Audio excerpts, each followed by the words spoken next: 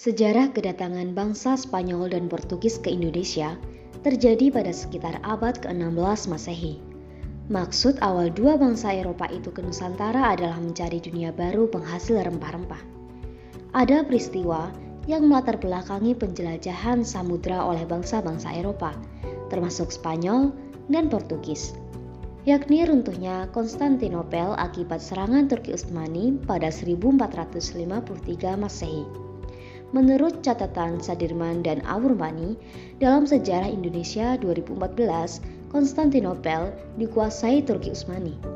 Situasi ini menyebabkan akses perdagangan internasional di kawasan Laut Tengah terhambat.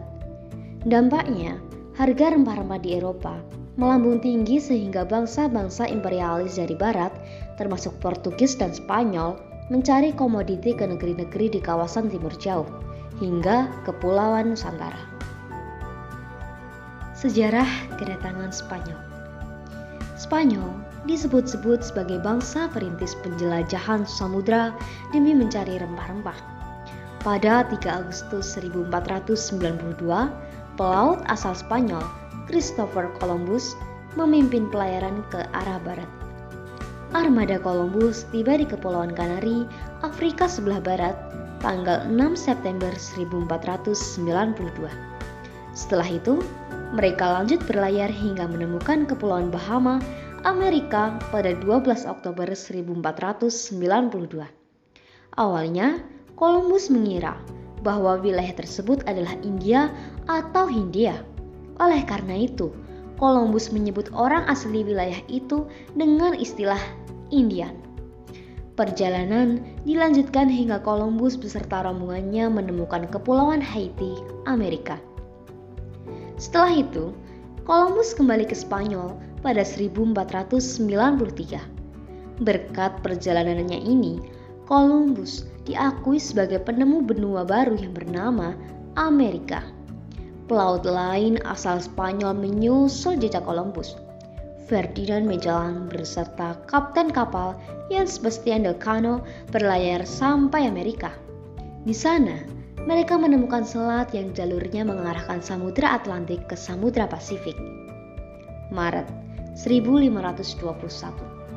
Rombongan kedua Spanyol ini tiba di Pulau Guam hingga sampai ke Kepulauan Filipina pada April di tahun yang sama. Di Filipina, dikutip dari Philippine Historical Review 1972, terjadi konflik dengan penduduk setempat yang menewaskan Magellan. Jan Sebastian Elcano membawa rombongannya melarikan diri ke arah selatan.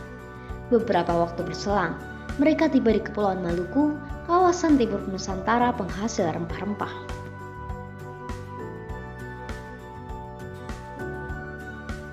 Sejarah kedatangan Portugis.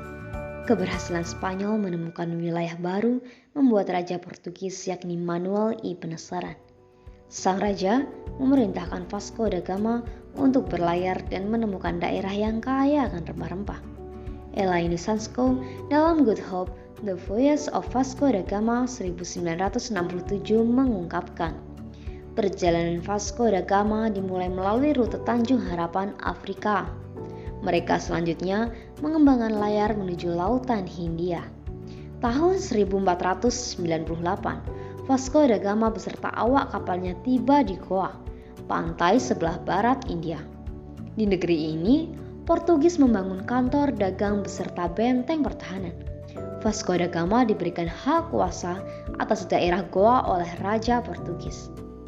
Rombongan Portugis berikutnya dipimpin oleh Alfonso untuk melanjutkan upaya dari Vasco da Gama. Pelayaran Alfonso akhirnya sampai di Malaka, kawasan barat Nusantara. Dikutip dari Leirisa dalam Sejarah Perekonomian Indonesia 1996. Tahun 1511, Portugis menaklukkan Malaka dan memonopoli perdagangan di sana. Timbul sejumlah konflik. Portugis berulang kali mendapatkan perlawanan dari bangsa Melayu di Malaka maupun dari kerajaan-kerajaan di Nusantara, termasuk dari Jawa. Ternyata, Portugis mampu menandingi dan meredam perlawanan-perlawanan tersebut. Bahkan, monopoli yang dijalankan Portugis di Malaka akhirnya meluas sampai ke kawasan timur Nusantara dan berhasil menganyahkan Spanyol. Portugis termasuk salah satu bangsa barat yang menjamah Nusantara. Selain Spanyol, Inggris, Prancis, Belanda, dan Jepang. Hingga Indonesia menyatakan kemerdekaan pada 17 Agustus 1945.